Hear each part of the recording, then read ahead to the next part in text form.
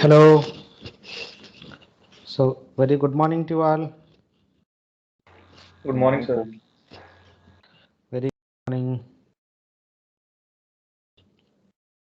So, let me start the today's lecture. Until last class, we were discussing about the sand rain technology. That was one of the ground improvement techniques. Today, let us begin another ground improvement technique, that is the stone column. So, this is also called as one of the deep replacement technique. Basically, when you talk about the ground improvement techniques or the soil improvement techniques, they can be primarily classified into four variety of techniques, or there are four fundamental principles by which the soil gets improved. So those are listed here. So if you look at carefully, the very first one is densification under static or kneading pressure. So this is typically valid for the cohesive geomaterial. Kneading action is always relevant to the cohesive material. Then the second principle is densification under dynamic loading. So that dynamic loading may be vibration or maybe impact. In fact, so we did discuss about both of these vibration as well as the impact technique. So this dynamic loading principle is valid for unsaturated, cohesionless or collapsible soils. The third principle is densification due to liquefaction. So this one also we did discuss. The liquefaction typically occurs during the vibroflotation technique. This is valid for again saturated, cohesionless geomaterial. Then densification due to consolidation. So this is also the consolidation principle is typically valid for cohesive geomaterials, especially clays. So in fact, this technique also we did discuss, that is the sand rain. So so in fact, we did cover almost all four principles of the densification. Though under each category, there are several variety of ground improvement techniques, but we did discuss only about one or two techniques, maybe one. So before we begin the stone column technique, let us try to have a brief knowledge about what is the stone column and what are other deep different replacement methods. A couple of them are listed here. So the very first one is vibro replacement. So we have a brief introduction about the vibro replacement when we were discussing about the vibro flotation technique. There we were discussing about in brief about vibro compaction, vibro replacement and vibro displacement. So almost all the techniques have been listed out here. In addition to those, the other deep replacement methods also listed herein.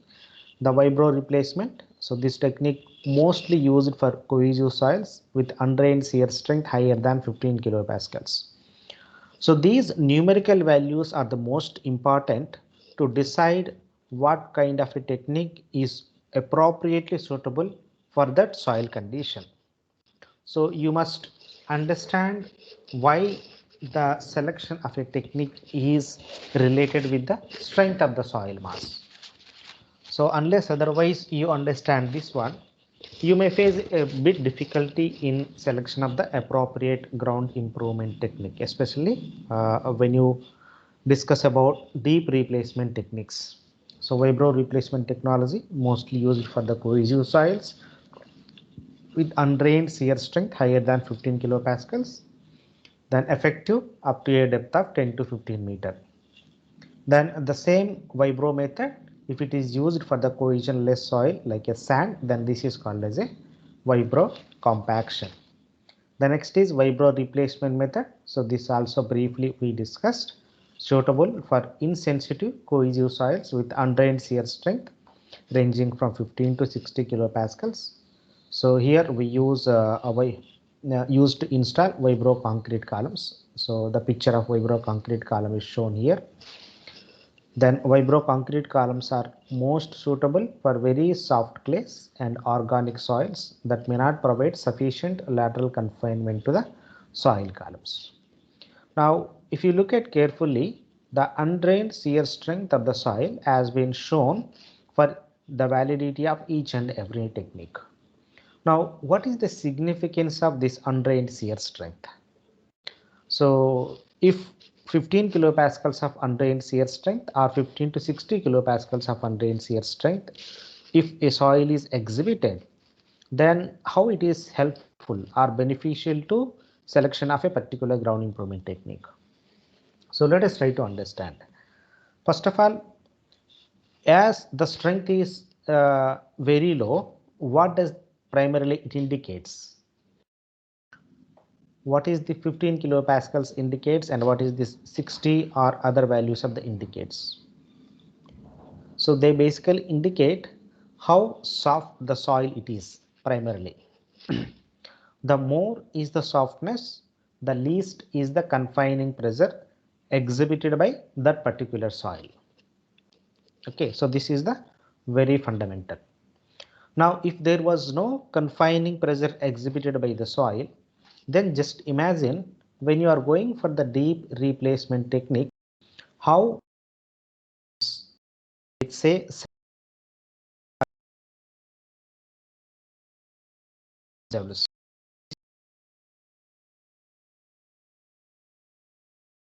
or without confinement exhibited by the natural soil or the surrounding soil. So accordingly, you must understand how much this confining pressure exhibited by the soil. So the 15 or 60 kilopascals indicates that 15 means as the undrained shear strength is decreasing, it indicates that the soil is exhibiting least and the least lateral confining pressure on the column or on the stone column. Okay. Now, if least pressure is exhibited, then the withstanding capability of that particular stone column is a big question. So therefore, we need to ensure it is not only the implementation of the technique. So in order to make it functional, it is more required to ensure a proper compatibility between the surrounding soil and the stone column. For that purpose, we need the minimum undrained shear strength. So the vibro displacement technique is typically valid up to a depth of 10 to 15 meter. Then there are other things, those are called as a controlled modulus column, suitable in loose sands, uncontrolled fill, soft clays and silts, and organic soils. So typically valid for up to a depth of 10 to 20 meter. So there are other sand compaction columns, encased granular columns, rammed aggregate column, and dynamic replacement. So a brief about all these techniques has been enumerated here. Sand compaction suitable for cohesionless and cohesive soil and up to a depth of 70 meter. Encased granular column, as you can see, this is suitable for very soft soils where the undrained shear strength is as low as possible up to 5 kilopascals. Then a rammed aggregate column, so this is also suitable for soft to stiff clays, loose silt and sand to dense sand, and valid up to undrained shear strength of 15 kilopascals and valid up to a depth of 10 meter. So then dynamic replacement method, so suitable to improve saturated cohesive soils and soft inorganic soils. So this is a dynamic replacement valid up to 15 to 20 meter. So then today we will discuss about one of the ground improvement techniques, that is the stone columns. So it is a ground improvement technique where a very identical to the sand drain, the vertical column comprises of compacted aggregates are inside the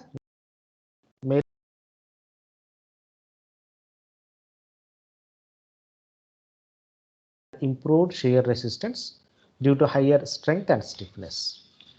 Now, for much better understanding, try to corroborate the stone columns with the sand drain. In case of the sand drain, our fundamental principle was just to accelerate the consolidation. So accordingly, we did discuss about different formulations to calculate the degree of improvement in the form of the degree of consolidation. But what if in addition to the consolidation, bearing capacity is also a concern? That means dual problems, consolidation and bearing capacity, to be addressed simultaneously. So in those circumstances, normally the stone columns are preferred. Only for consolidation, the sand drain technology or PVD technology is most ideal technique. But in cases where the bearing capacity as well as the consolidation requirement both are there we can implement the stone columns. But when you talk about the stone column, it is not only the single technique of the stone column. So there are variety of the stone columns. I will discuss about those things.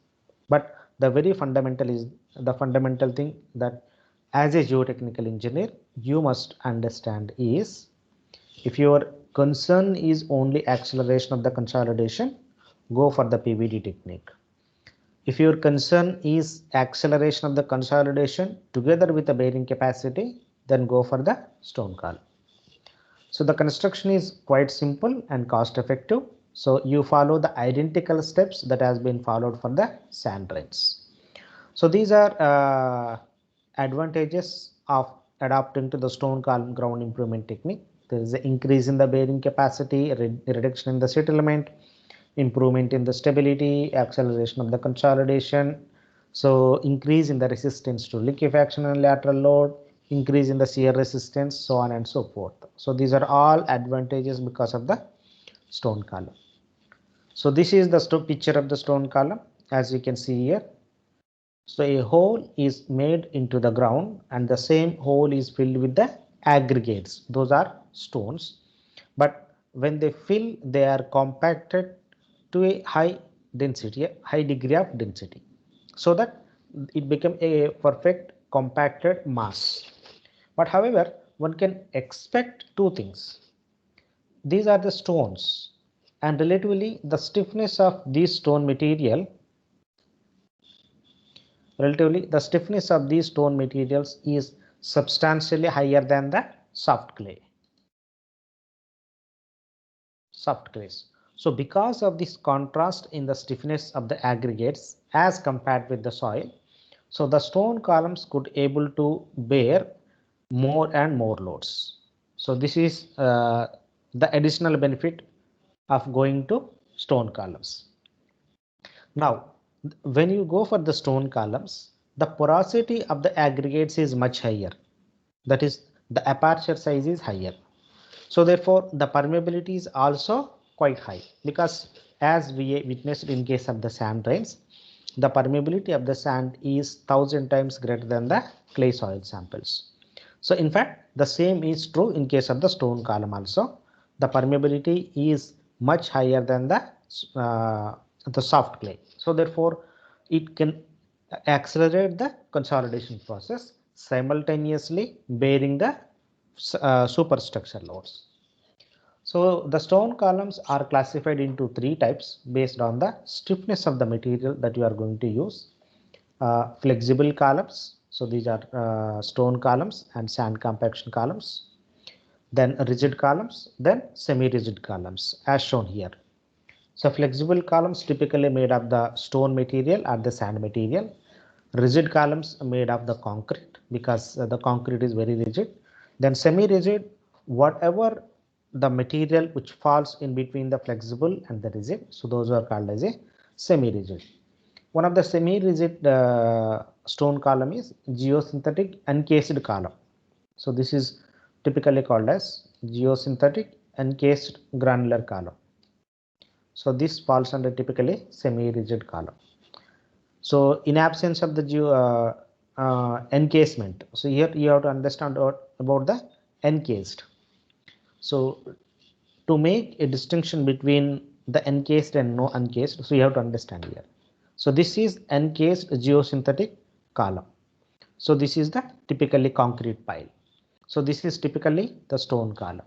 So let us try to understand the basic contrast between these three so that you don't have any kind of a confusion.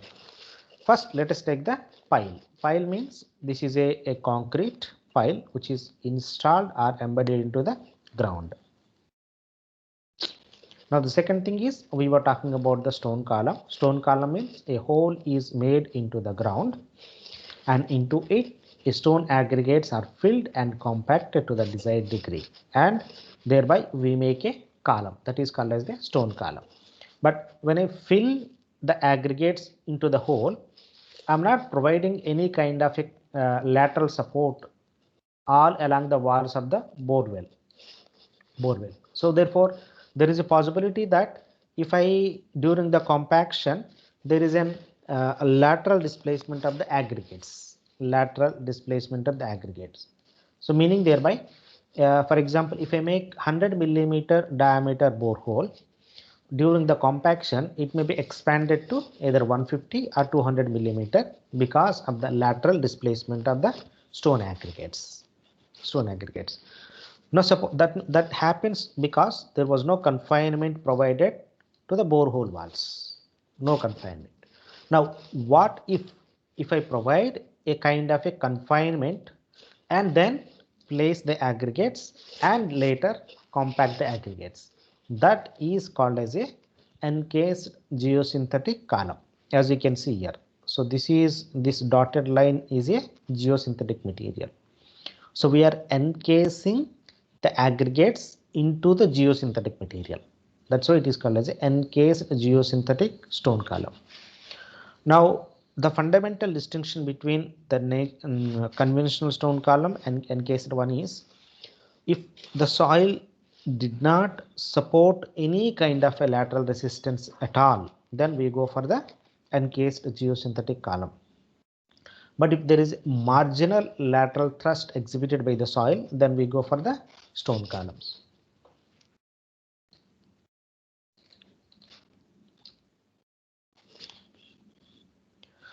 So these are the different situations where stone columns are used.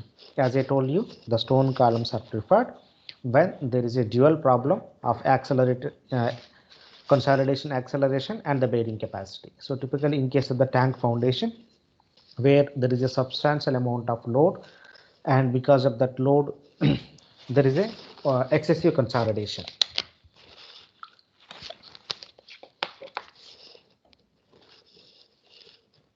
So in case of the ports or the slope stability, then reinforced earth walls on a soft clay, wherever there is a soft clay and there is a heavy infrastructure to be built on top of the soft soil, then we go for the stone columns or the vibro replacement techniques, as we can see so from this slide.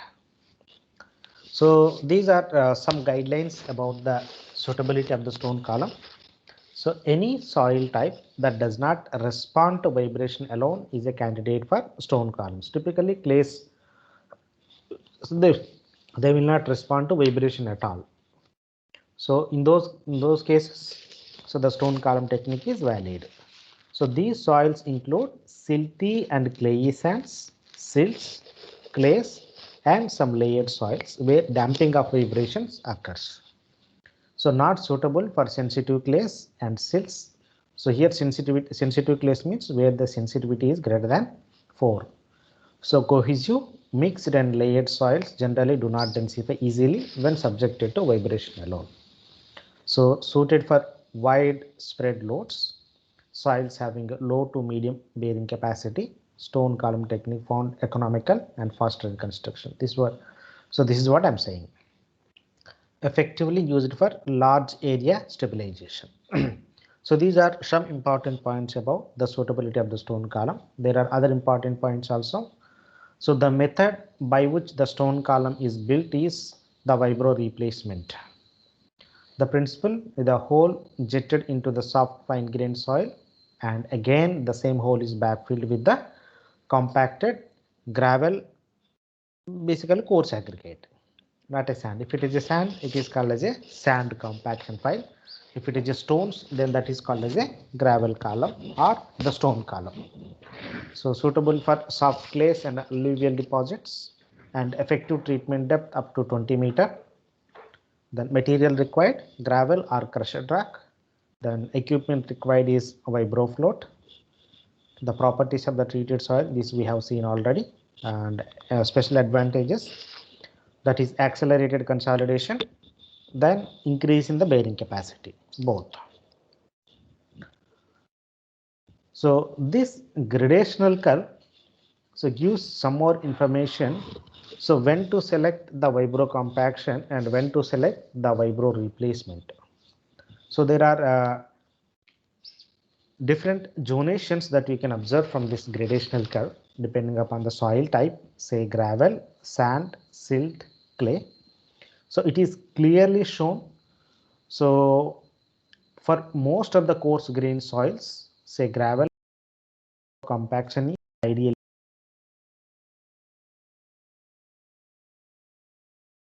Preferable improvement.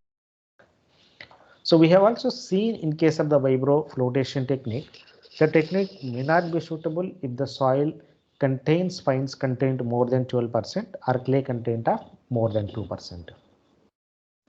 So, and in zone C, where silty sand with 12% to 20% fines is treated with the stone columns. So this is zone C. And zone D contains the silts and clay stones.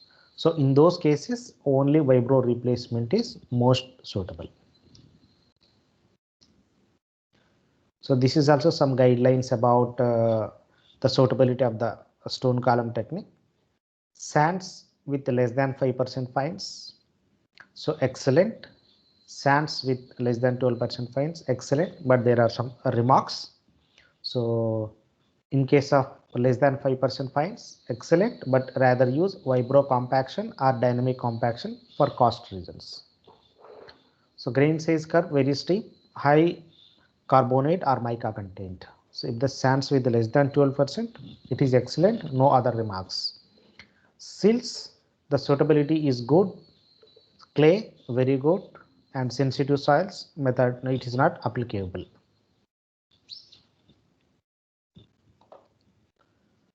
There are some more guidelines. So the stone column works more effectively if the undrained shear strength of the soil is in the range of 10 to 50 kilopascals. Then subsoils weaker than that may not provide sufficient lateral support for the column. Okay, stone columns are suitable when the undrained shear strength is in the range of 10 to 50 kilopascals and where there is no sufficient lateral support exhibited by the soil to the column. And for large site improvement, stone columns are most effective up to a depth of 6 to 10 meters.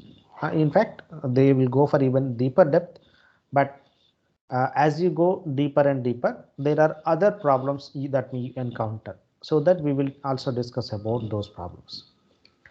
Stone columns in saturated cohesive soils work as a drainage system and decrease the consolidation. Since we are using the aggregate material where the aperture size is significantly high, so and because of that they can accelerate the consolidation.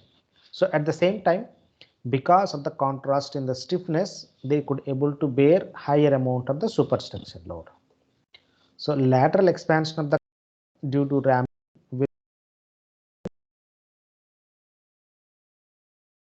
about the installation of the stone column, you can understand what is the meaning of the lateral expansion. So you try to imagine the construction of the sand column with the stone columns. So there is a possibility that when you compact the aggregates, the lateral expansion is more in case of the aggregates than the sands. Then after the stone columns are constructed, so again a fill material should always be placed over the ground surface and compacted before the foundation is constructed. This is one of the most essential steps in sand replacement as well as in stone column. So after the stone columns are built up to the natural ground surface and a blanket layer is kept, so that blanket layer will serve two purposes. One is to evacuate the water or to permit the drainage, as well as it will act as some kind of the fill material or fill media base for the foundation. So on top of that fill material, the superstructure or the foundation of a superstructure will be built.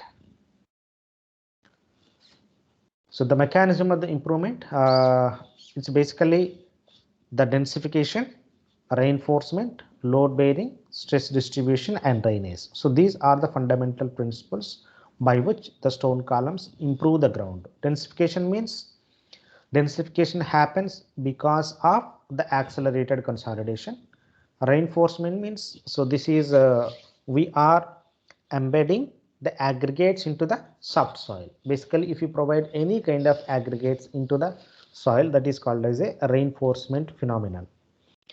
Then because of the contrast in the stiffness between the aggregates and the soft clay, the load bearing capacity of the stone column is higher. Stress distribution means, let us imagine, so you have, so this is a natural ground, you have a stone column here.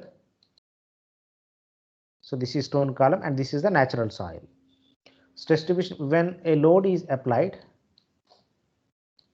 so when a load is applied, this load will be distributed onto the stone column as well as onto the soil mass. So how effectively the applied load gets distributed between the stone column and the soil, so that decides the overall performance of the stone column. Stress distribution means the load transfer onto the stone column and onto the soil. And the drainage we have already seen, that is accelerated consolidation, because the aperture, the porosity of the aggregates are much higher than that of the natural soil, so, and thereby so they accelerate the consolidation. So closely spaced drainage boundaries inhibits development of the excess pore water pressure. So that means the spacing of the stone column is going to affect the overall performance of the stone column.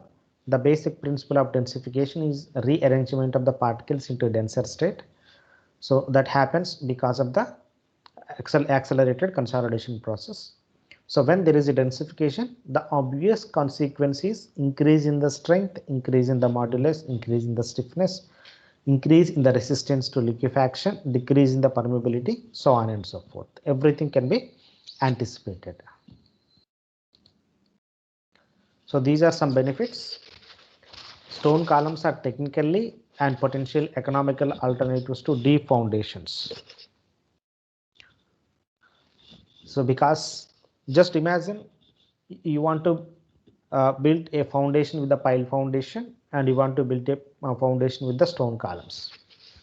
So first of all, the pile foundation is too expensive.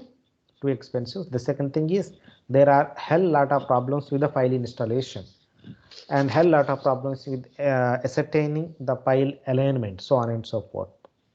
So therefore, wherever there is a possibility for deep foundation, first think about the stone column technique. If it doesn't work, then only you go for the pile foundation. So unless otherwise the choice is available, so never ever opt for the pile foundation, so which is not economical first of all, and there are other problems. Stone columns are more economical than the removal and replacement of deep poor bearing soil on a large site. So often what happens is you might be seeing only the shallower depth of the poor soil, say 5 meter or 6 meter up to 10 meter. So it is practically impossible to remove the entire soil up to a depth of a couple of meters and replace it with the good soil having a capacity.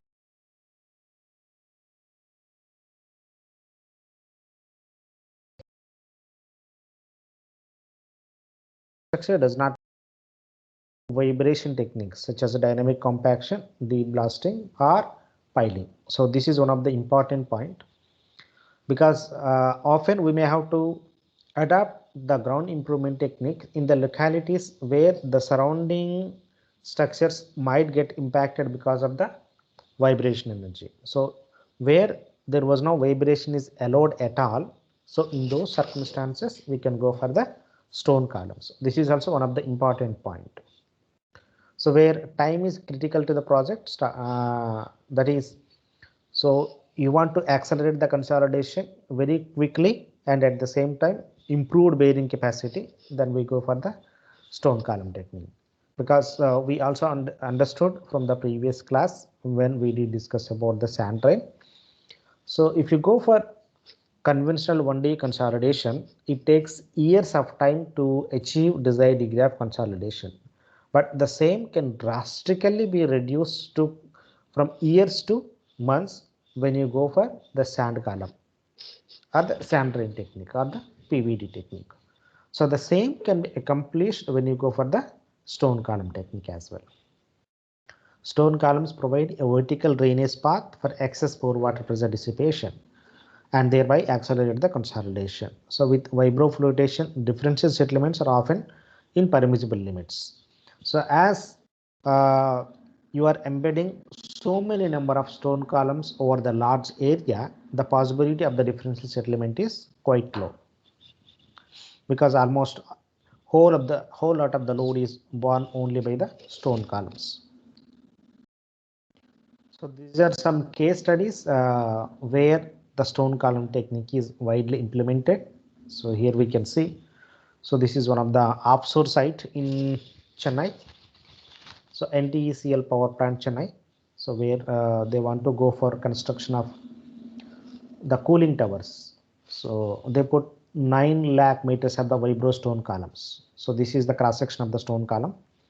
So if you look at the soil profile very carefully, so up to a depth of 6 meter, the soil is soft clay, and below the 6 meter there is a medium sand and stiff clay.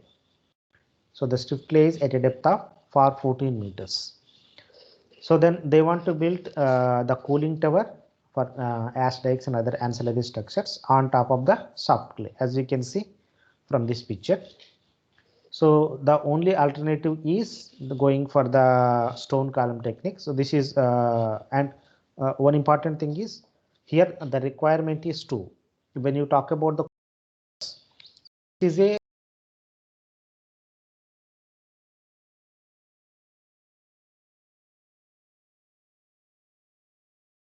capacity is a problem, consolidation is a problem. So in those circumstances we can go for the stone column. So the stone columns was laid from the natural ground level and penetrated up to a depth of more than 6 meter. So they were terminated in the medium sand. So they typically act like a high stiff materials, thereby whatever the load you apply on top of the stone column, so they will transfer from the original ground level to the bottommost layers, that is medium sand in this case. Now in case of the stone column also, there are again 2 principles are valid: end bearing and skin friction, but the skin friction is not valid. So whole load is transferred only by the end bearing mechanism in case of the stone columns. There are some other examples. You can see this is these are the pile foundation. These are the pile foundation, and this is response load versus settlement. This is the stone foundation. So this is the stone column and this is the pile foundation. Some other location. So the implementation of the stone column below the oil tanks. So below the oil tanks, you can see. So each tank is gives a concentrated load. In case of the oil tanks, the problem is concentrated load because the diameter is 40 to 50 meter. So here the diameter is 84 meter diameter and height is 35 meter. Just imagine if you fill oil into this diameter and this height tank, how much would be the concentrated load? So here they were aiming for the stone column technique to mitigate the liquefaction potential under the foundation settlement. So this is near to our place, that is in Paradip.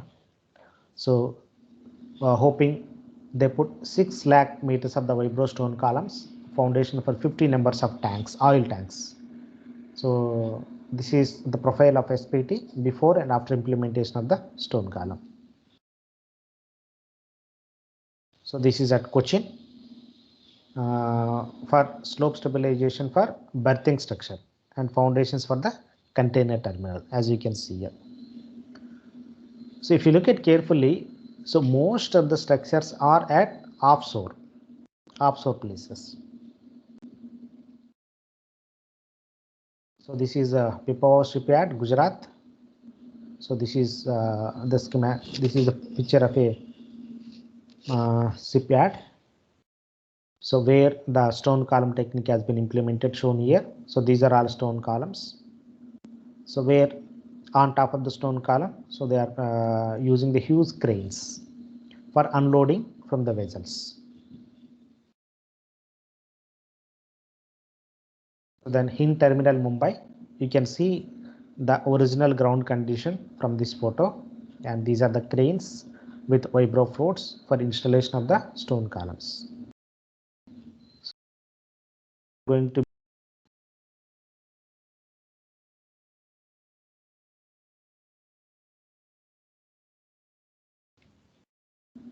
so this is in Cochin. So this is ICTT Highway Cochin, hoping 350,000 meters of vibro stone columns up to a depth of 25 meters. Here you can see the profile of the soil.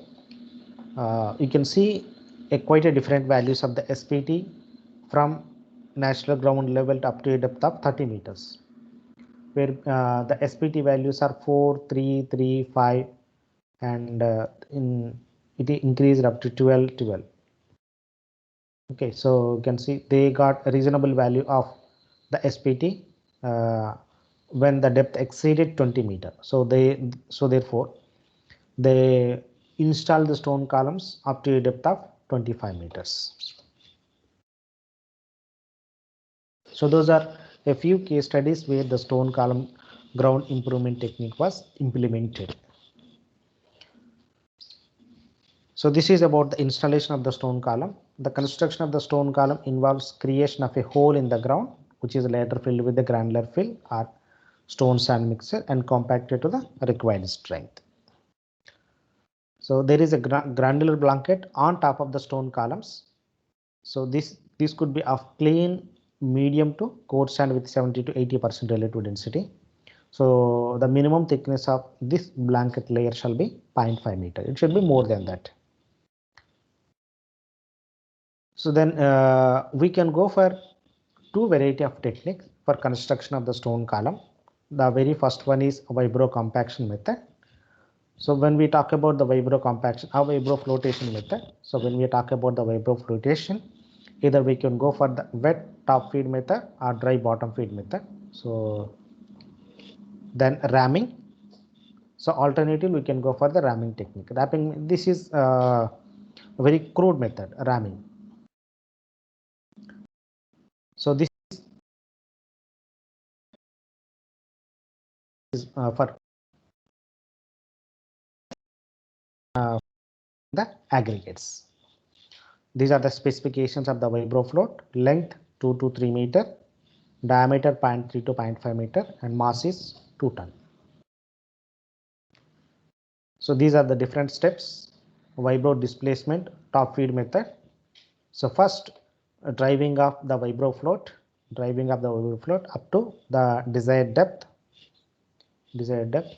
then filling the aggregates from bottom to the top of the ground. So this is called as a bottom feed method. Bottom feed method, it's not top feed method. So vibro displacement.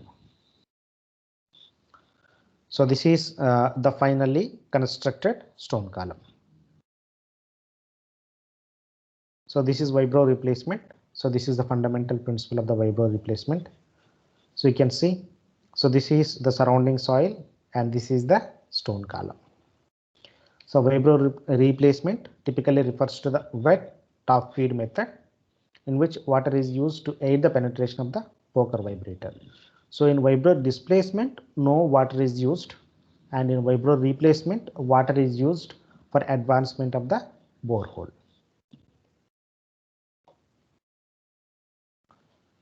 So these are some more schematics about the construction of the stone column.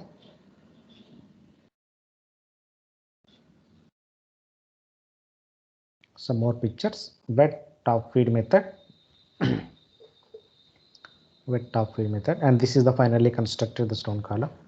So first penetration and flushing, then column construction, then completed column. So one important thing that you need to understand when you talk about the stone column is when the aggregates are placed at the bottom and when you compact it, they will be pushed in the lateral direction in all surrounding. So it is important to understand how much the lateral resistance offered by the surrounding soil. So just imagine if the soil doesn't provide any kind of the lateral support, then there is a possibility that we don't have any control on the specific diameter of a stone column, because since there is no lateral support, the moment you try to compact, they'll be simply pushed in the lateral direction. So this is one of the limitations of the stone column. Okay, so when you understand that the aggregates are simply pushed in the lateral direction, so you have to understand that you should provide some kind of the lateral confinement. That means the soil is not at all offering any kind of the lateral confinement or lateral thrust to the soil. So when the soil not at all offers any kind of the lateral thrust, then you can go for encased stone column.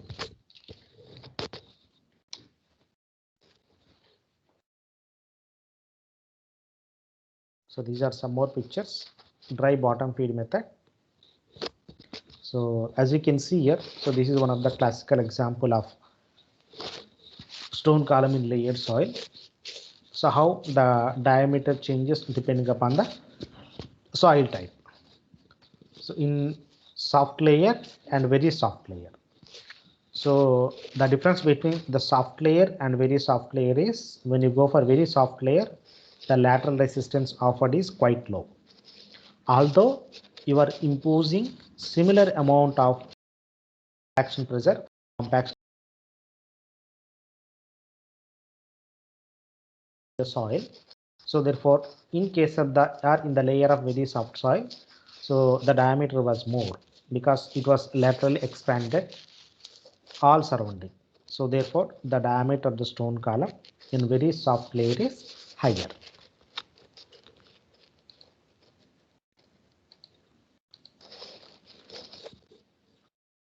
So these are the original pictures of the vibro float.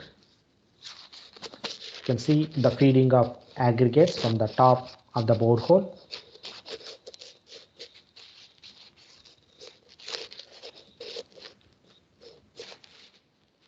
So this is vibro float. So feeding of aggregates, and this is real-time monitoring during the installation of the stone column. How do you ensure that the stones have been compacted to the desired degree? So that will be measured in the form of a one particular parameter. So here they are going to measure the current value. So as you can observe from this one, so the value of the current measured is almost same from top to the bottom all throughout the profile of the soil. It indicates that it is uniformly compacted from top to the bottom of the soil. So we were discussing about two variety of techniques for the installation of the stone columns, that is vibro replacement and vibro displacement, either top feed or bottom feed. Vibro replacement, these are some advantages and disadvantages. So between these two techniques, vibro replacement faster and usually less costly and achieves better results in silty sands above the groundwater. Vibro displacement reduces the effort of sludge handling with clayey soils and ideal for contaminated soils. So one of the important aspect that we did discuss between replacement and displacement is, in case of the replacement, we have to use water jet for advancement of the borehole, while in case of the displacement, so no water is used for penetration of the probe. So when you want to improve the ground, especially if you use the water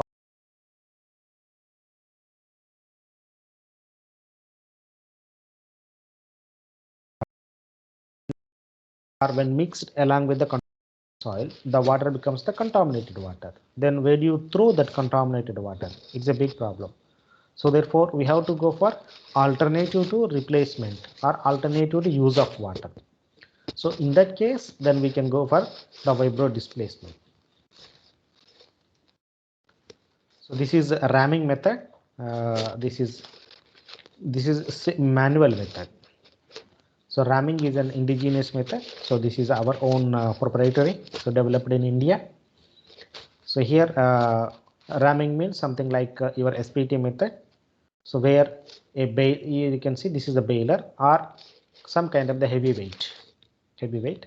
So first a borehole is made and the aggregates are filled into it, and the same aggregates are compacted with the help of the baler. So this is the action here is the ramming. So the action for compaction of the aggregates is by ramming. So this is some comparison about the vibro compaction techniques with the rammed technique. So rammed stone columns are suitable for all kinds of the soils because no water, nothing is used. So in case the rammed stone column, the angle of internal friction reaches as high as 45 degree, while in case of the vibro flotation, it reaches between 38 to 42 degree. So when used high energy compaction, vibro float results in large diameter of the stone column and better compaction of the aggregate to give higher value of angle of internal friction. But rammed such high compaction energy capacity of the. So if you look at carefully between vibro flotation and the ramming, so ramming is very crude. So because of this one, there is a possibility of the breakage of the aggregates.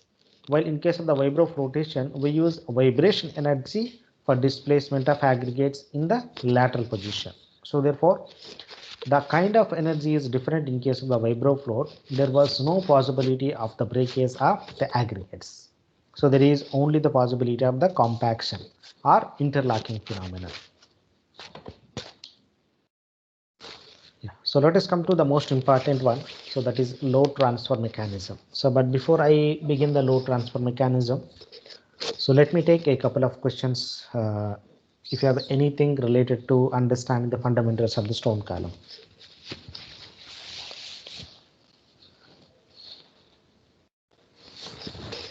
Sir, Yeah. sir, the degree of compaction which we require in the aggregate case is MDD, sir. Not MDD. It is relative density. Okay, sir. So it will depend upon the particular type of the soil and site. Yeah. It depends upon particular soil type and aggregate that you are going to use. Okay, sir. And sir, you said that we will go for pile foundation at last. First, we will check for the stone columns there on the sides. So Yeah. if we provide the stone columns, Yes. then after that we have to provide the shallow foundation for that. Not necessarily. See, that's what I have given one case study. Na? When you Yeah, talk there. about oil tanks. Yeah.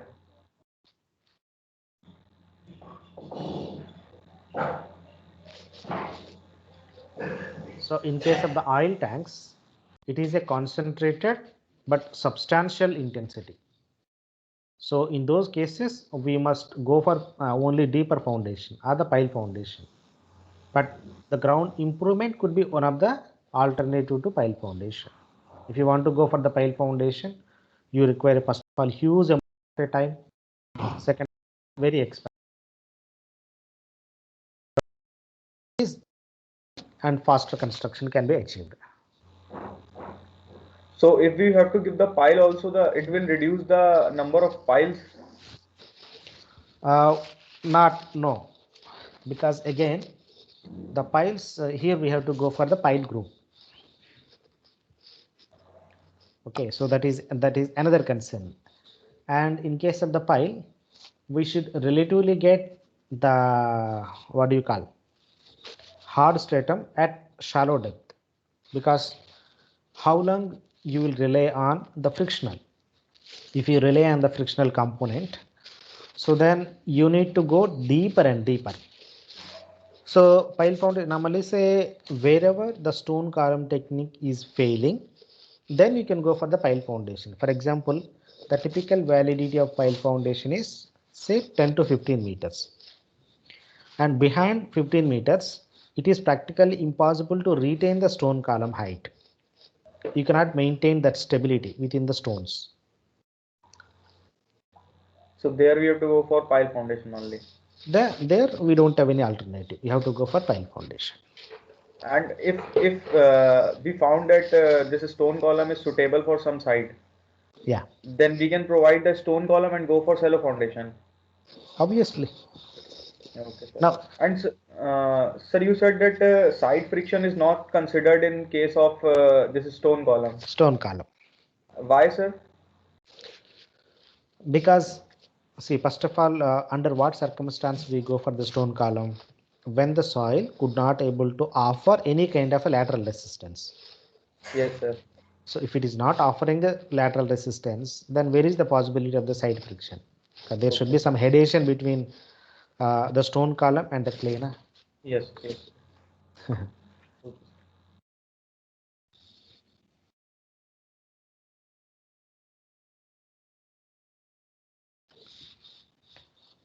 Good. So any other questions, please?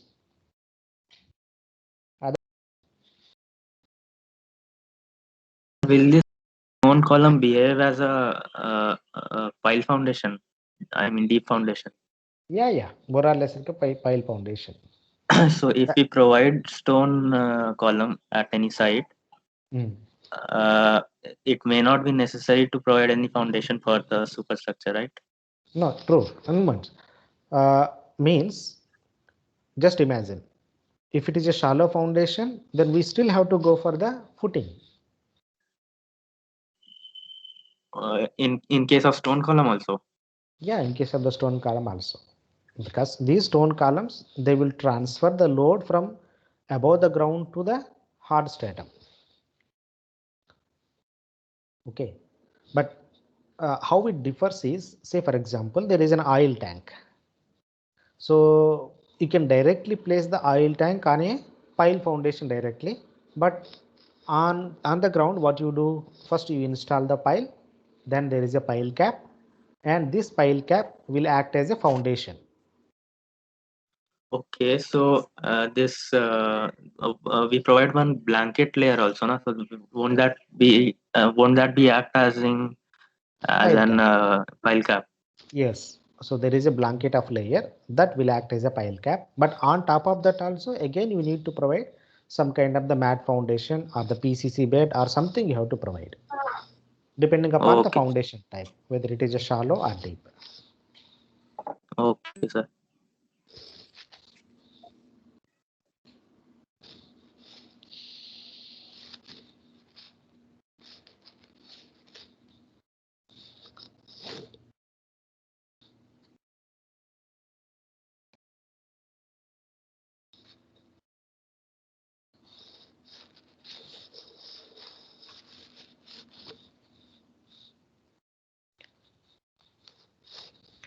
Other people, are you there or went somewhere?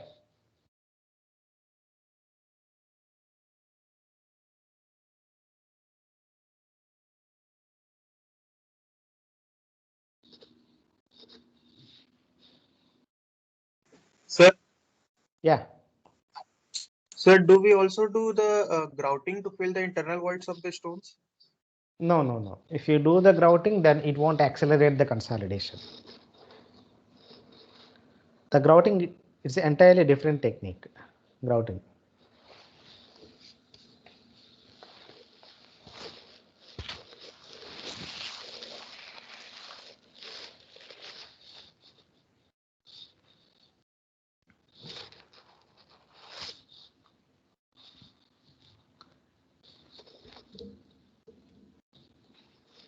So any other questions, please?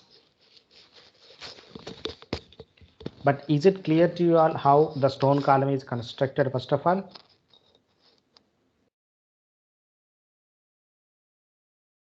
Yes, sir. Others, please. Is it clear to everyone how the stone column is constructed? Yes, sir. Yes, sir. Okay.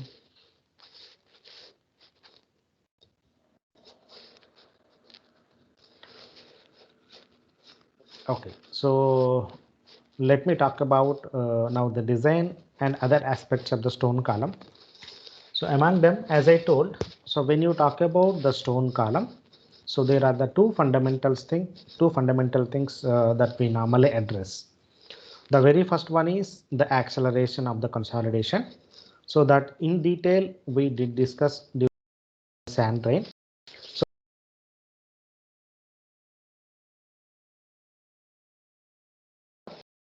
column calculation of the degree of consolidation. So there is a slight distinction, but almost there was we can use the equations as it is for computing the consolidation, degree of consolidation with the stone column. But the part which we did not discuss or which we need to be discussed during the stone column is how to calculate the bearing capacity of the stone column. So this is the most important.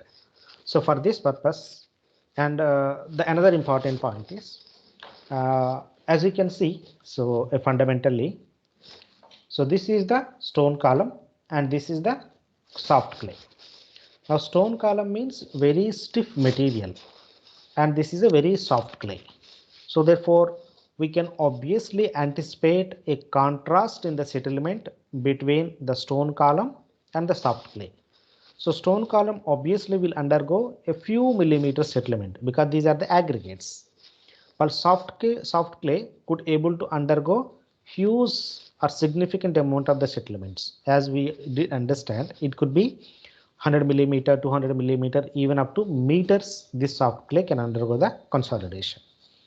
Now, if that is the case, so after some time, when the soft soil is undergoing the consolidation, we can anticipate a difference in height at the interface between the stone column and the soil. Stone column and the soil. So this is obvious. So therefore, we need to make a balance between this kind of the settlements. That is the difference in settlement between the stone column and the soil. So that there is a balance in load transfer between the soil and the stone column. Between the soil and the stone column. If too excess load goes onto the soil, then the soil will undergo significant amount of consolidation. Then the column will pop up, but the soil will undergo the consolidation. So therefore, we need to make a balance such that either they will undergo the uniform settlement.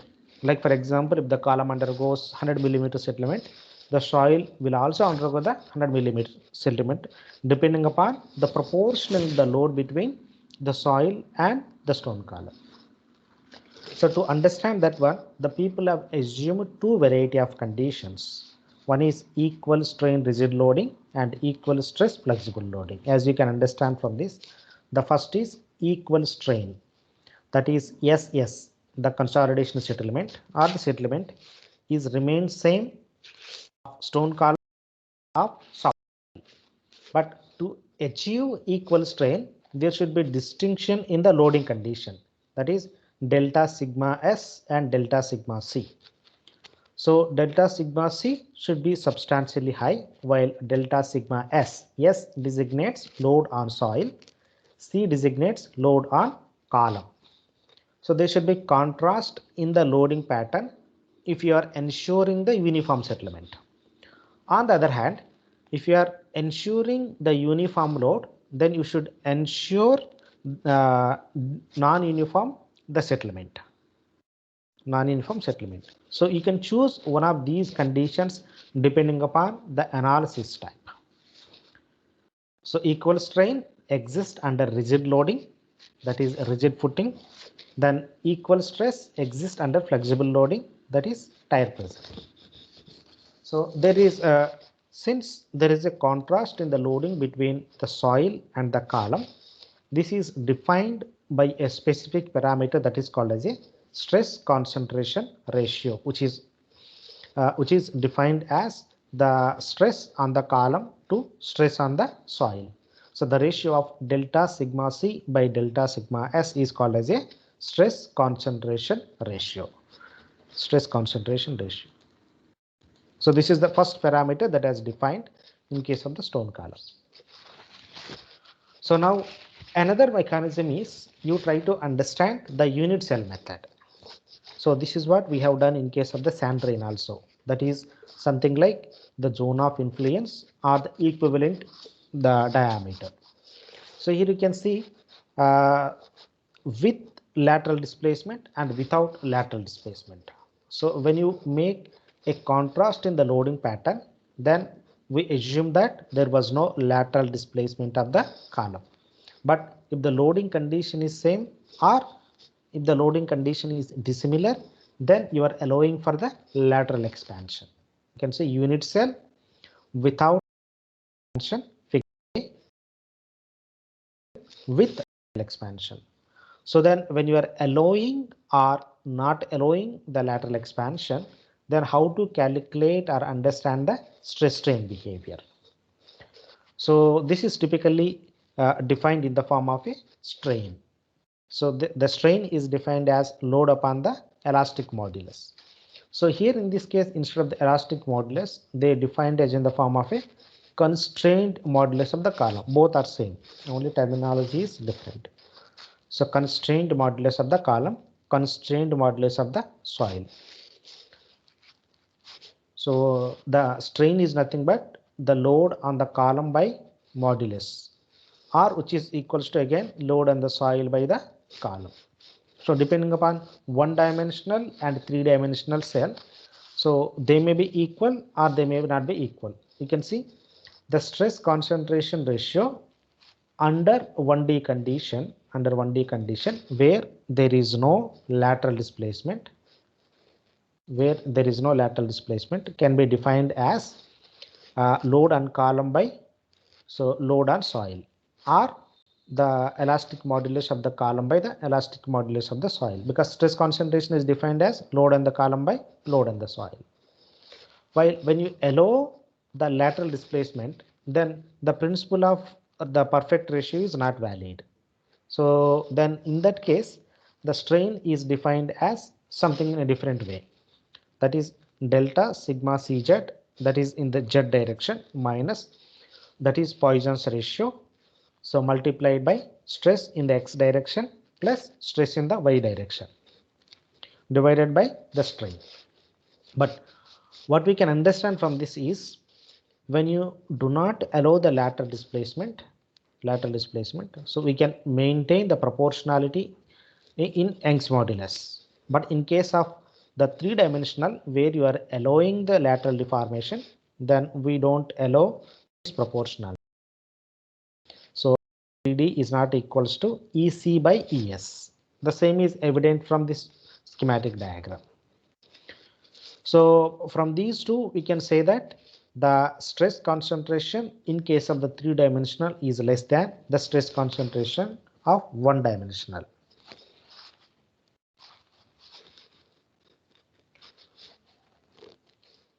So this is only for basic understanding.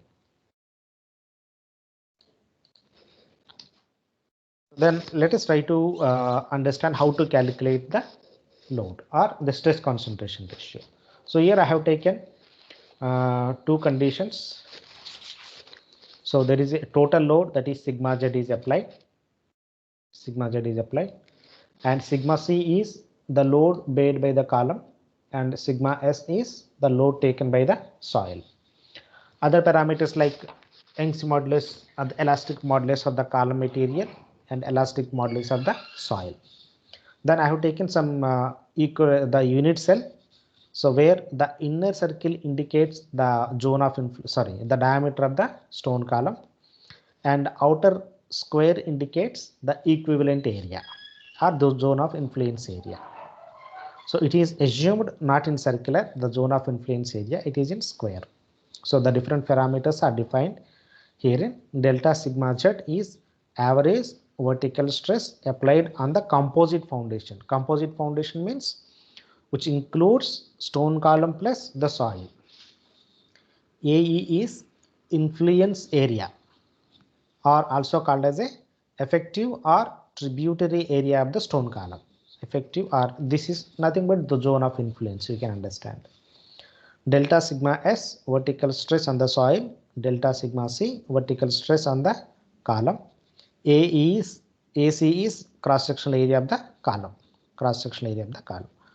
Now, depending upon the amount of the load, then we can make some kind of the correlations.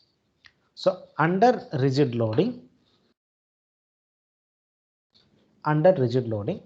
the stress distribution on the columns and the soil can be simplified as total load applied over area A is borne by load on the soil with AE minus AC. As you can see, AE minus AC means AE means the total zone of influence area, minus AC means the area of the stone column, plus load on the column multiplied by area of the stone column. So equating the total load with the load distribution between soil and the column. So this is further simplified by dividing the above equation with AE, that is the equivalent area. Then we can write this equation as, so delta sigma Z is equals to delta sigma S into 1 minus AS. AS means the ratio of AC by AE.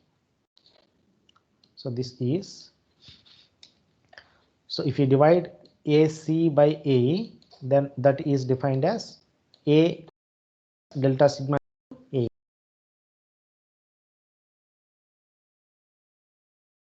The division be with A, na? Otherwise sigma Z with something will be there, na?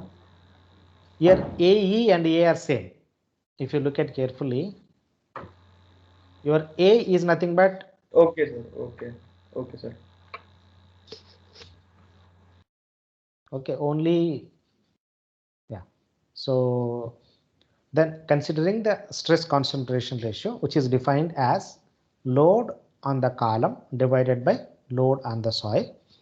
So the above equation can further be simplified into this form. So delta sigma is equals to 1 minus AS plus N into AS into delta sigma S. Just take out the, or only on the right side, take out the sigma S from both the equations. Then delta sigma C by delta sigma S becomes NAS. So this is 1 minus AS here as it is, plus the sigma C by sigma S is N into AS. Or it is further simplified as 1 plus N minus 1 into AS into delta sigma S. So the entire thing is rewritten in the form of a different thing. So that is with the some factor. So now if you look at this equation carefully, we have only two terms: total applied load and a load borne by the soil.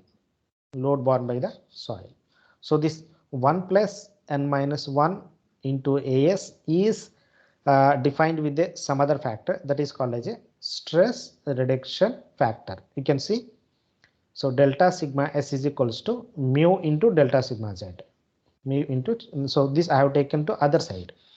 So therefore mu can be defined as 1 by 1 plus N minus 1 into AS. So this mu is designated as stress reduction.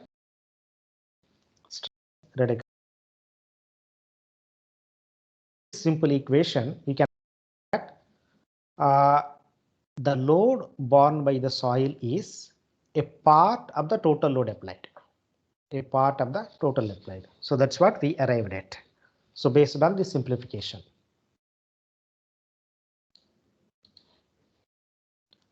that means the remaining load is borne by the column.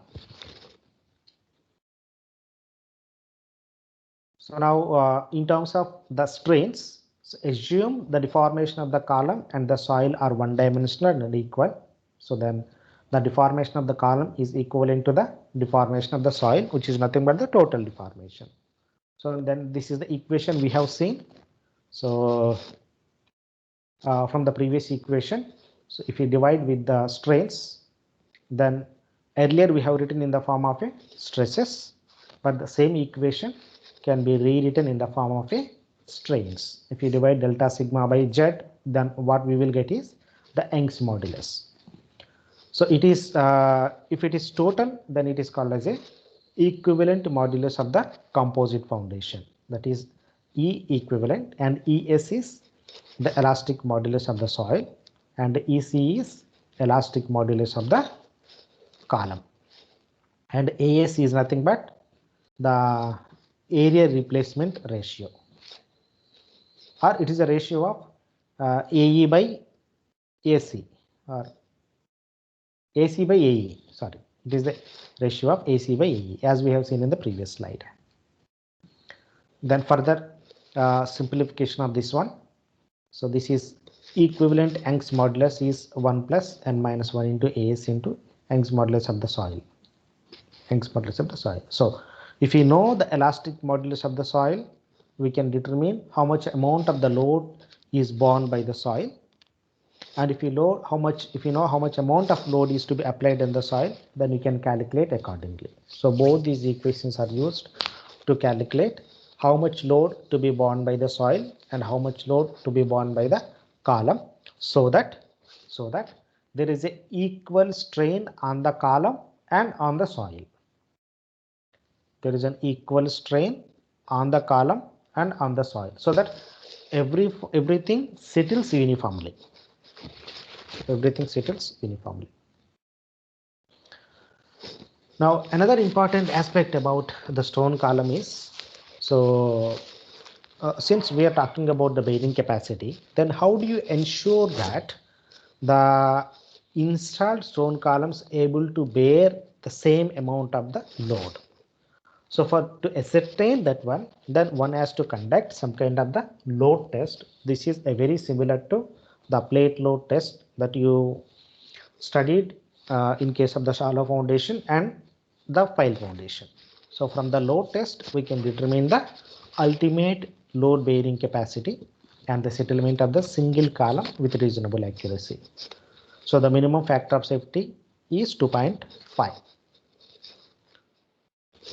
So now when you talk about the load test on the stone column, if you want a test a single column, then you have to apply the load at least on 7 columns. So this is the norm proposed by the different people. So then if you want to do on a group of columns, say 3, then the total number of columns to be considered is 12. So number of columns are 7 for a single column test, and the number of columns required are 12 in case of the 3 group test.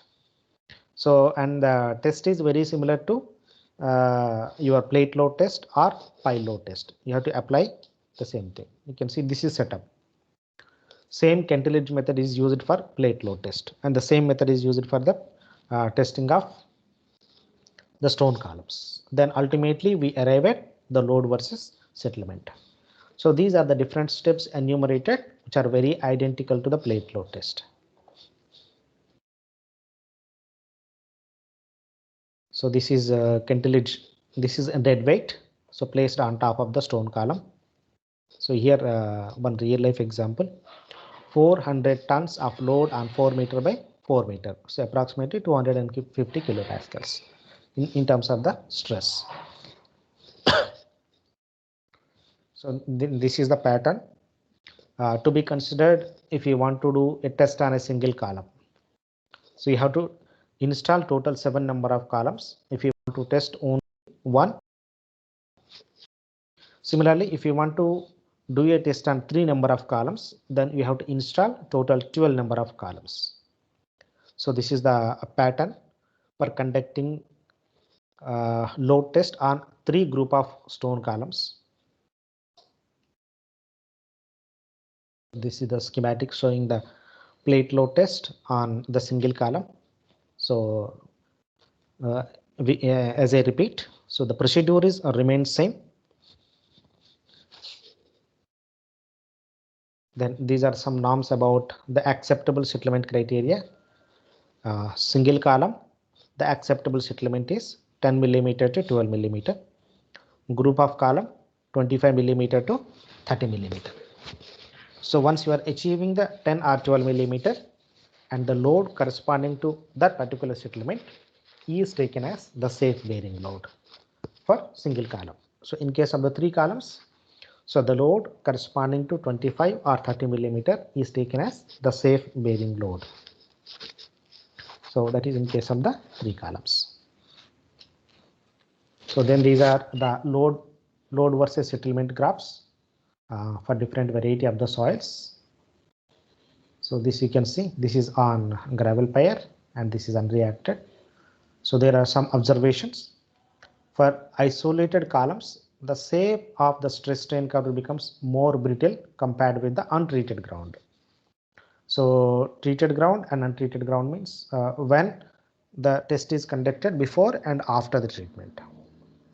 When bulging occurs, settlement increases rapidly. So this is obvious. So bulging means the expansion of the aggregates in the lateral direction at a particular place. So the whole bulging is reflected as a settlement. So free failure settlement may be improved much more than ultimate strength, especially for strip footings with a single line of closely spaced columns. These are some observations about the plate load test. Then failure mechanisms. So when you are conducting the test, how do you ensure whether we have reached the ultimate load or ultimate settlement? So there are certain criterions. In case of the stone column, it highly depended on the length. So if the length of the column greater than 4 times the diameter of the column, so it is envisioned that failure is due to bulge. On the other hand, length of the column is less than 4 times the diameter, the failure is general shear failure.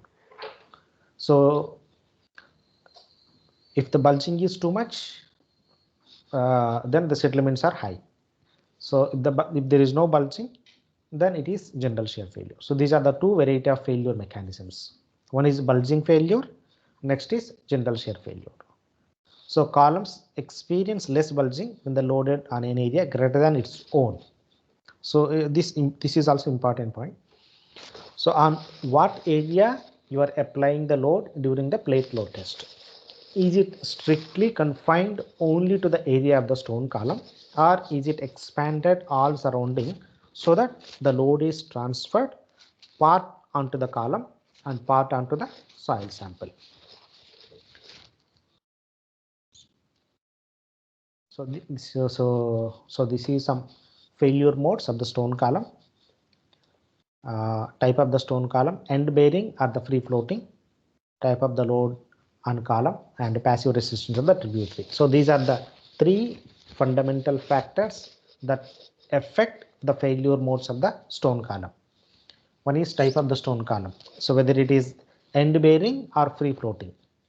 Then what kind of the loading on the column? So loading means has it been strictly confined only to the area of the column, or has it been expanded onto the column as well as onto the soil mass? Then passive resistance of the tributary clay. It means how much resistance of the surrounding soil offered by it. So these are the typical patterns of the bulging. So if you can see from this schematic, if the load applied is strictly confined to column, the bulging started somewhere from some depth and maximum at some depth. While in case of the load expanded onto the column as well as onto the soil, then the bulging started right beneath the loading and it is expanded and maximum bulging occurred at some depth.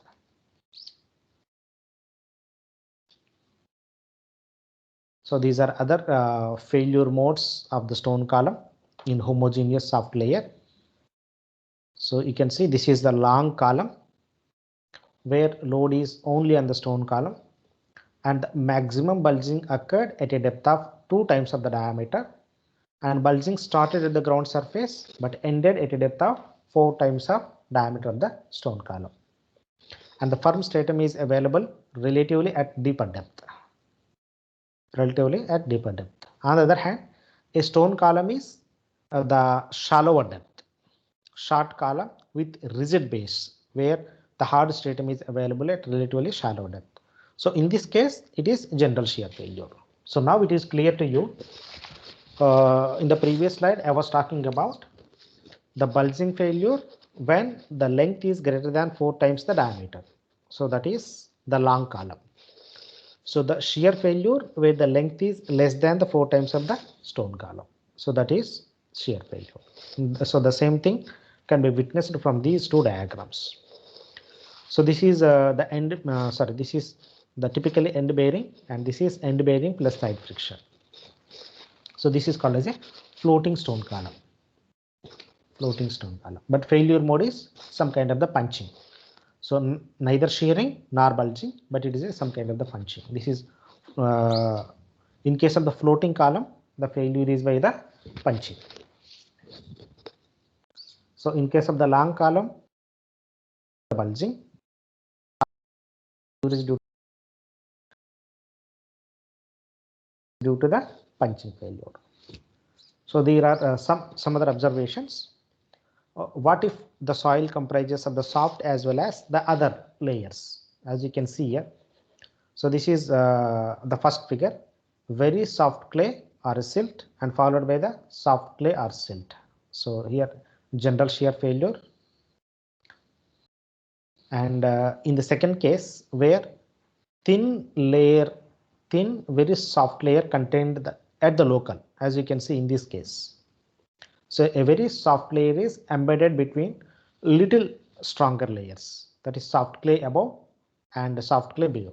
So here you can see there is a localized bulging within the soft layer, localized bulging within the soft layer. So here in this case also the same thing. So this is height by diameter ratio is less than 1, and this is height by diameter ratio is greater than 2. So in case of h by d greater than or equal to, the bulging is predominant, while in case of the h by d less than or equal to 1, the bulging is marginal or minimal.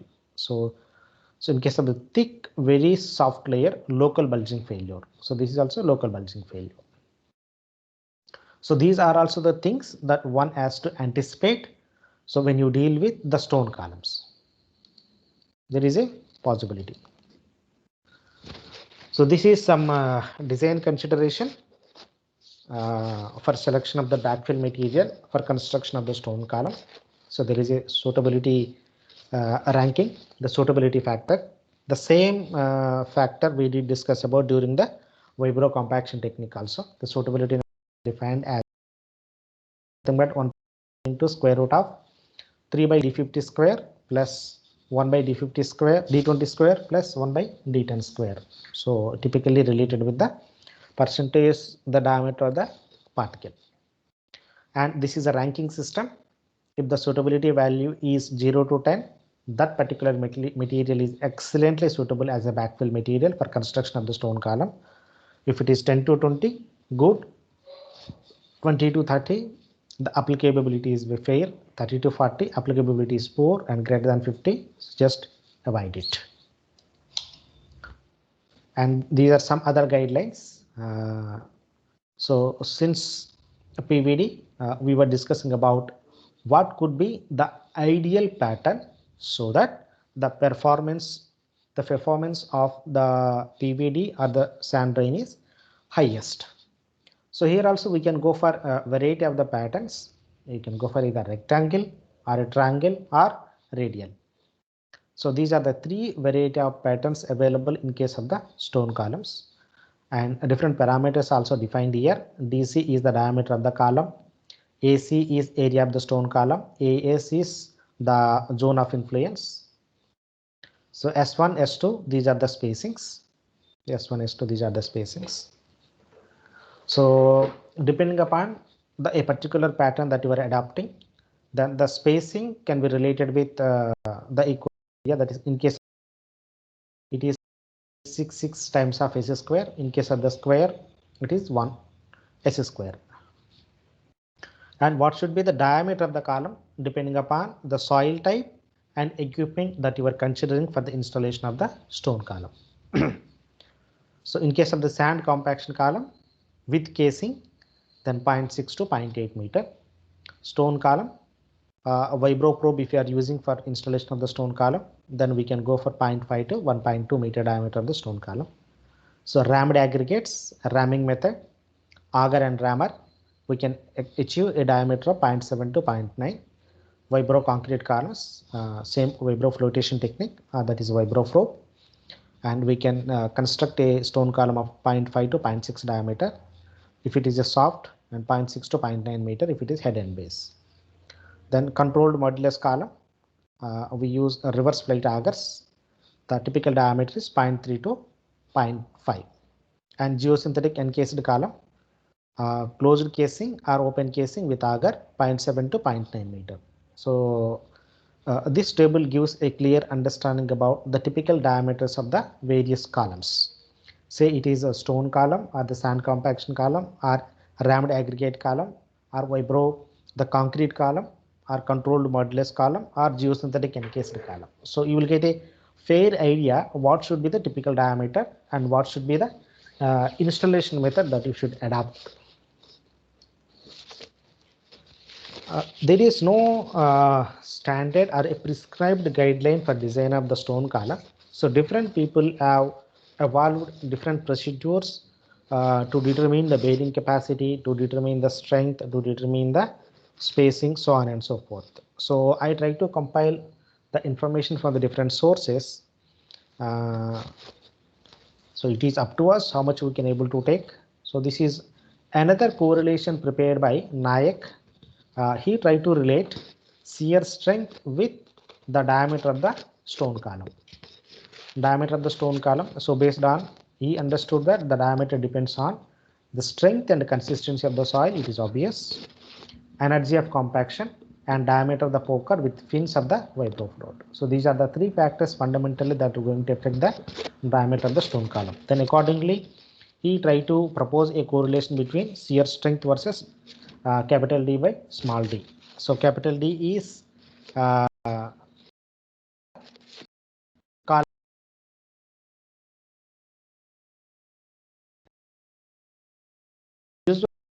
casing. So therefore, if you know the diameter of the casing and if I know the shear strength of the soil, I could able to calculate what should be the possible diameter of the stone column. The softer the soil, greater is the diameter of the pile because compaction of the aggregate pushes the stones into the surrounding soil. So since beginning of this class, I'm saying the same fact. If the soil is too soft, couldn't able to offer any kind of the lateral resistance, there is a possibility that the aggregate gets pushed in the lateral direction, and therefore we get enlarged diameter of the stone column. So the diameter of the pile installed by vibro float varies from 0.6 in case of the stiff clay to 1.1 meter in case of the very soft clay.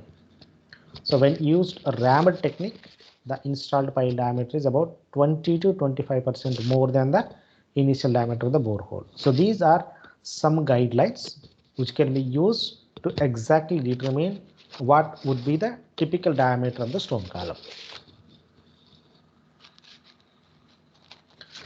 From this picture also you can understand. Least is the strength, highest should be the diameter of the stone column.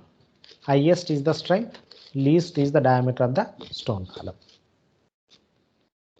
So these are some other formulations given by different people. So to create the space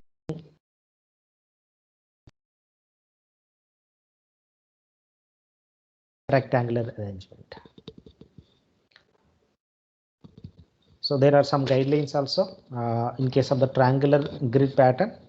A significant reduction in settlement occurs only if the spacing is close to S by D less than or equals to 4. The same thing we are also discussing about when you talk about the failure modes. 2, close spacing. So how do you define the large spacing and close spacing? So that depended on the ratio of S by D. So if S by D is less than or equal to, then that is considered as close spacing. Okay, so therefore if it is exceeding S by D is exceeding certain value or even minimum certain value, something is going to happen to the settlement. So therefore So based on these observations, people have recommended the spacing S by D of 2.5 to 4 is adopted for most practical problems. So this you should keep it in mind. And closer, some example, closer spacing is preferred under isolated footing than the larger rafts. So this is because in case of the isolated footing where the footing size is small, so therefore, so the concentrated load possibility is there in that case. So therefore, the should be the raft.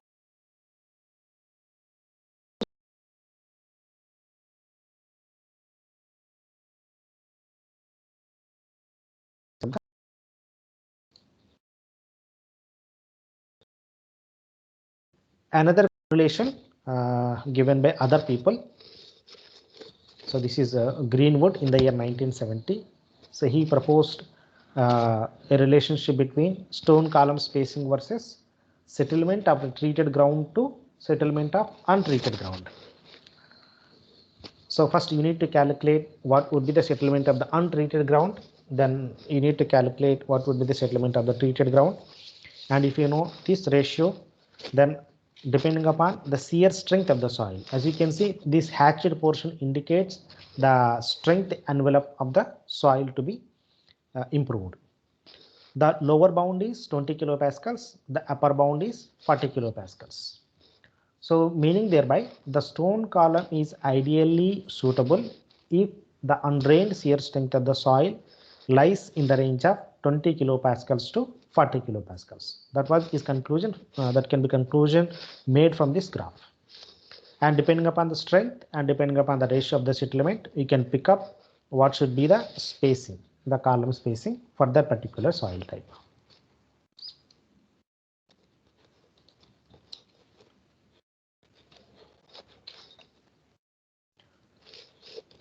So these are other parameters.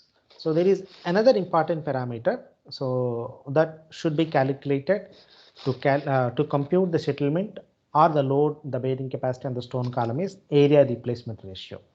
That is AS. So this is already defined when we have understood about the load concentration or stress distribution on soil and on column. So this is further explanation about area replacement ratio is defined as the ratio of the cross-sectional area of the one column to the cross-sectional area of the unit cell. As you can see, the meaning of the unit cell and the meaning of the area of the stone column, area of the stone column and spacing between the stone columns.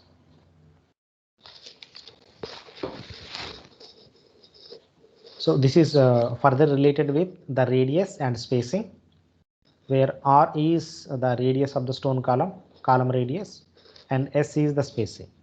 So the area replacement ratio is further correlated with R and S. So this is the relationship, and there is a constant called as a K. So that K can be taken as pi or 2 pi by square root 3. So this we can derive based on the geometry. So when, depending upon the triangular geometry or square geometry, you arrive at either pi or 2 pi by square root 3. Pi in case of the square and 2 pi by square root 3 in case of the triangular pattern. And if you substitute these values into this equation, what we get is 0.907 by d by s into square, where d is the diameter of the stone column, as you can see from this picture, and s is spacing between the two columns from center to center. So if I know the area replacement ratio and if I know the diameter of the stone column, then I can still able to calculate the spacing of the columns. So that is the another idea about how to calculate the spacing. So now we have seen three variety of formulas for calculating the spacing. So based on the pattern, that is S by D ratio.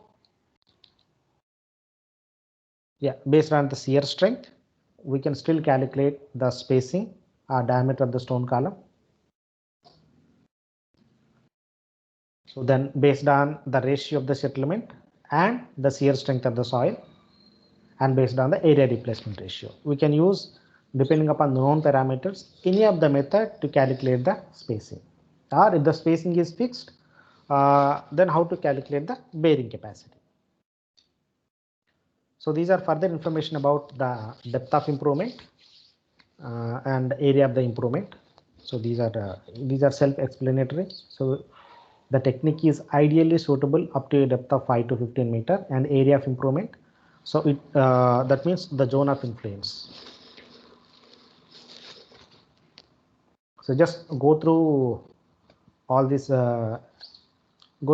points. Then the most important is, though we understood about the stress distribution between the column and the soil, but we never come across how to calculate the bearing capacity. So now let us try to understand. So how to calculate the bearing capacity. So this bearing capacity calculation is based on the two things, that is shear stresses or end bearing at the bottom. So one important point is, unless otherwise it is specifically mentioned, the load bearing capacity is always calculated based on the bulging criterion. So not based on the end bearing criterion. So the bulging occurs at a depth of typically 2 times of the diameter, and the bulging continues from the ground surface to a depth of 3 to 4 times. Here it is 2.5 to 3 times. Okay, so the variation is because different people are working on different soils and different stone columns. So, but if you look at carefully, the previously we did discuss about the maximum bulging was occurred at 2 times of the diameter, and bulging continued up to a depth of 4 times of diameter. But here in this case, it is 3 times of the diameter. So Hall, and these are some assumptions about proposition of the bearing capacity equations. Hall hypothesis assume that the column is triaxially loaded in confined compression. It is true. So triaxially loaded means here the soil is offering the confining pressure. So if the foundation is constructed over a stone column, failure will occur by bulging. Okay, so the bulging will occur within a length of 2.5D to 3D, or we can say maximum up to 4 times of the D.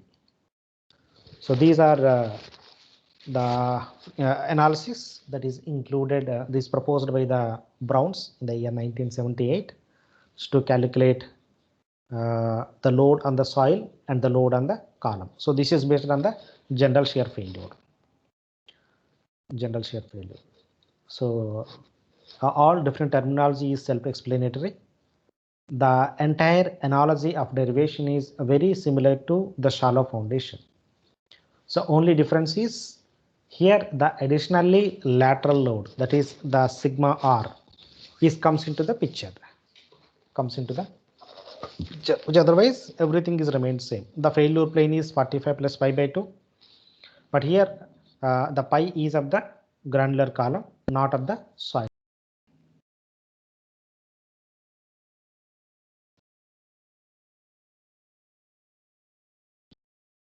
Equations. So based on all the analysis, is the ultimate bearing capacity of the column is approximately 20.75 times of the undrained shear strength of the soil. So this is simplification of after lot of equations. So this was proposed by some persons, but other solutions also possible. Suppose if you want to calculate lateral soil resistance, that is resistance offered by the soil sigma R. So we can use this equation, sigma R naught plus K1 into Cu, because what we know is only the cohesion of the soil sample, that is Cu. So then how do you calculate the lateral resistance offered by the soil? We can use this equation. So sigma R is the lateral soil resistance and sigma R naught is lateral soil stress induced by the overburden stress. Then K1 is earth pressure coefficient, constant obtained by different researchers, which is nothing but the earth pressure coefficient. And the ultimate bearing capacity proposed by another person is, so ultimate is equal to sigma R naught plus, so this is sigma R multiplied by the Kp. Here Kp means the passive earth pressure coefficient. So if you look at this equation carefully, your entire bearing capacity is nothing but how much or in which way you are pushing the soil in the other direction. So if you recall our active earth pressure and passive earth pressure, in case of the active, so the wall is moving away from the soil. But here what we are doing, when the column is bulging, it is pushing the soil in lateral direction. So therefore, so how much amount of the load is required to push the soil in the lateral direction? That is nothing but your ultimate bearing capacity. So that's why they used the passive earth pressure coefficient, Kp. So this is further simplification, K dash Kp into Cu. So everything is related in terms of the undrained shear strength of the soil, where K dash is a constant considering the effect of the effective overburden stress, induced overburden stress. So these equations you need to remember. So then these are some guidelines about what should be the value of the K dash and the K dash P that should be picked. So depending upon the soil type. So different people have proposed different values. So by Hughes and Witter, for them the undrained strength of the undrained cohesion value is 19.4, and K dash that they found is 4, and K dash multiplied by Kp is 25.2. So but overall, if you look at very carefully, if you look at the whole summary of all these K dash multiplied by Kp, it can be assumed that the ultimate bearing capacity of the individual stone column is approximately 20 times of undrained shear strength of the soil. Undrained shear strength of the soil. But this is with respect to the column. Then how do you determine the overall ultimate bearing capacity, which is nothing but the ultimate bearing capacity of the column plus ultimate bearing capacity of the soil. So then there you need to introduce the area replacement ratio, that is AS. So the ultimate bearing capacity of the soil is nothing but the ultimate bearing capacity of the column multiplied by the AS plus the ultimate bearing capacity of the soil multiplied by the remaining area. So the remaining area, 1 minus AS. So here some guidelines also has been given. Q ultimate S, the ultimate bearing capacity of the surrounding soil, which can be approximately taken as 5 times of Cu. 5 times of Cu. So these are some other equations proposed by the Hughes 1975. Q ultimate is nothing but tan square 45 plus phi dash by 2 into 4 Cu plus sigma r dash.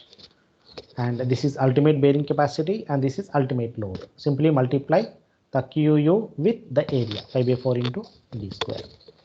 So and Christolis, so he also proposed based on the large scale model test. So the QU is the ultimate bearing load is nothing but pi dl into Cu. Pi dl into Cu. And other equations also available. So lower of the above two values shall be used for actual design purpose. So when you calculate the bearing capacity, you try to use the above equation. Whatever is given, that the stone column. So there is approximate equation.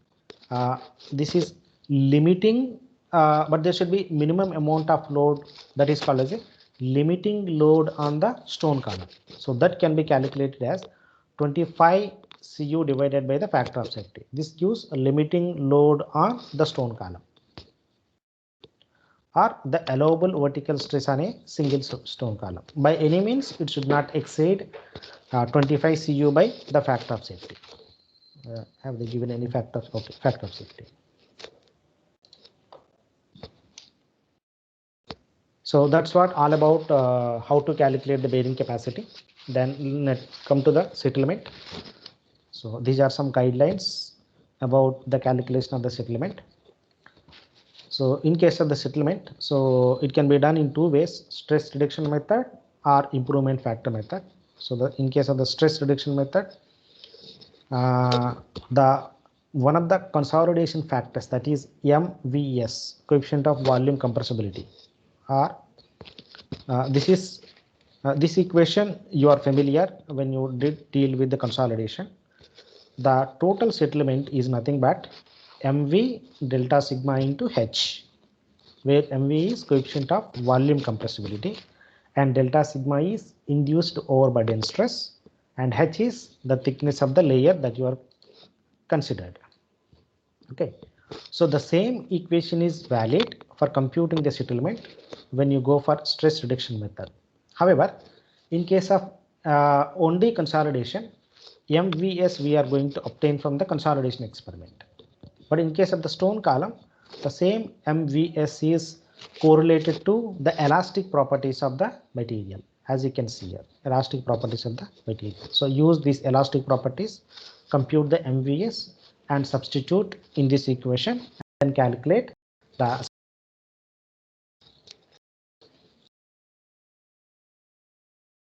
constraint modulus of the soil.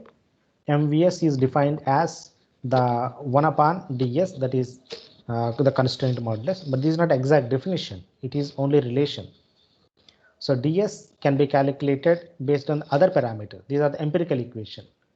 So ds is constraint modulus of the soil, 2.3 into 1 plus E naught sigma dash by Cc. Cc is compression index of the soil, where sigma naught dash is effective overburden stress and E naught is initial void ratio. So in case by laboratory experiment, if you are not able to determine the constraint modulus, then the same can be calculated using this empirical equation. And once ds is known, the coefficient of volume compressibility of the soil can be determined. Alternatively, so if you know the elastic properties of the soil directly, say Young's modulus of the soil or Poisson's ratio of the soil, then also you can able to calculate the coefficient of volume compressibility. So this is the way of calculation or the method of calculation by adapting to stress reduction method. Next is this is for the settlement of the composite foundation. So this is related to the stress reduction factor. So this is for conventional one-dimensional consolidation, while in case of the composite foundation, the same equation is written as S dash is equal to M dash V into delta sigma into H. So only additional term is you need to multiply this with the stress reduction factor. So this is the equation, stress reduction factor. And if you take the ratio of S dash by S, so then you can arrive at S dash by S is equal to the difference between only the post construction is stress reduction.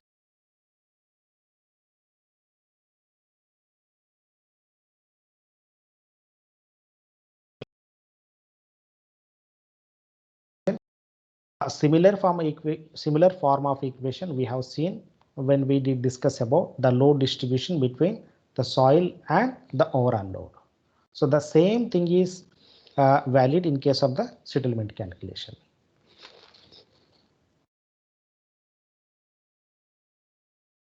So these are some another empirical relationships to calculate the stress reduction factor or any other parameters. So this is another relationship, stress concentration ratio N versus the modulus ratio EC by ES.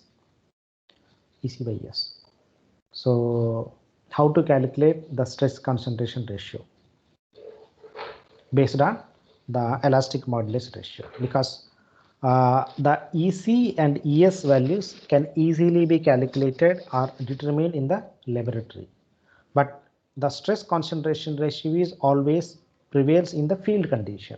So therefore, the parameters which could be determined in the laboratory could be related with the field performance. So that's what the thought of Barksdale and Bachu.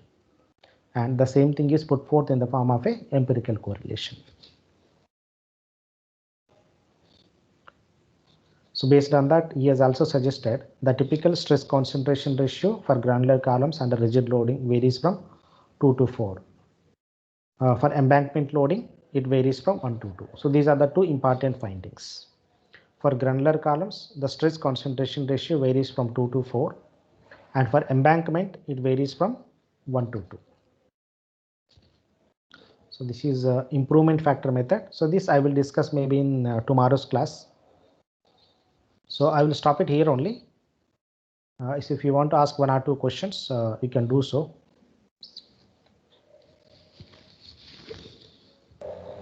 Sir, you told about the two condition, equal stress and equal strain. Yeah.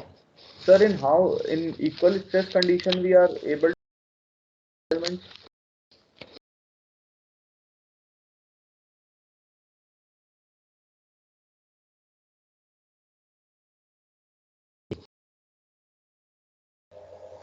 Based on that hypothesis, we are arriving at how to relate how much would be the stress on the soil to be applied from the overall load. Okay, means we are hypothetically assuming that the settlement will be same.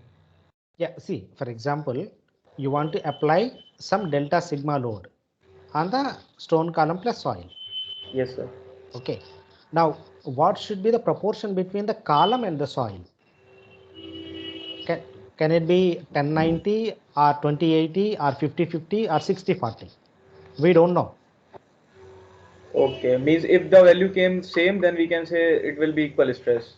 Yeah, Okay. it will be equal stress. But what should be that proportion? Shall it be equal, or there should be more load on the column or less load on the column, so that either we can ensure uniform settlement. Okay, sir. Okay. Suppose if the load is 50-50, can we able to ensure the uniform settlement? Practically no. Yes, sir. Okay. There should Yes, be sir. more load. There should be more load on the column, and there should be Yes, less load on the soil. But when you talk about the more, how much is the more is the more? So Okay, that sir. should be calculated based on the hypothesis of equal strain condition or equal stress condition. Okay.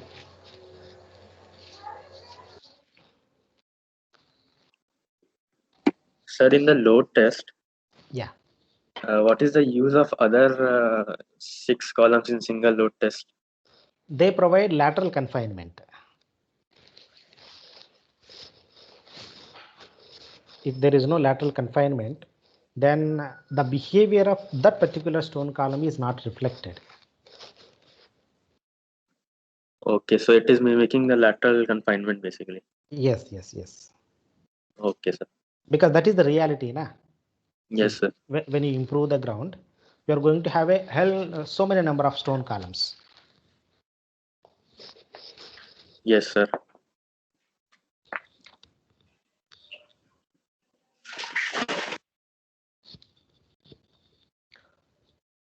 Okay, so one important announcement.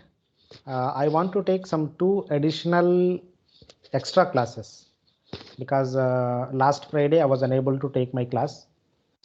Basically, those classes are meant for the tutorial purpose, maybe 2 or maybe 3. So tomorrow I'm going to finish it up this sand rain.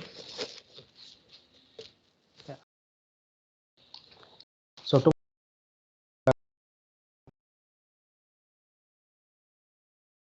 stone column. So we have only 2 classes. So I need additional 2 classes so that I can able to cover all tutorial on the sand rain and stone column. So when shall we meet? Sir, next Tuesday we have class, no? No. Next week is you have exam, na? This is the last week. Till it's not working till 9. 11th, your exams are going to start. Sir, Tuesday is 8th, na? Tuesday is 8th. Yeah, that class will be there. Okay, but why you want to extend on 8th? So on 6th, let us meet from 9 to 11 or at least 10 to 12 or 10 to 1. Yes, sir. You can keep that, sir. Okay, so let us wind it up by this Saturday. Saturday is 5th, sir. No problem. But at least you will get some relaxed time to prepare. Okay, sir. Sir, Okay. Yeah. please share PDF. I will know. Sand rain PDF and stone column PDF. These 2 only, na? No, sir, from the ground improvement. For whole of the Yes, ground sir. improvement. All the ground. Yes, sir. Yes, Okay. sir. And Okay. sir, what will be the syllabus for the end sem? The complete syllabus from the first day or the after the mid sem? I prefer only after the mid-sem, as you wish. If you want to cover whole, I don't have any objection. Sir, we also don't get the number of the mid-sem. Acha, acha, okay.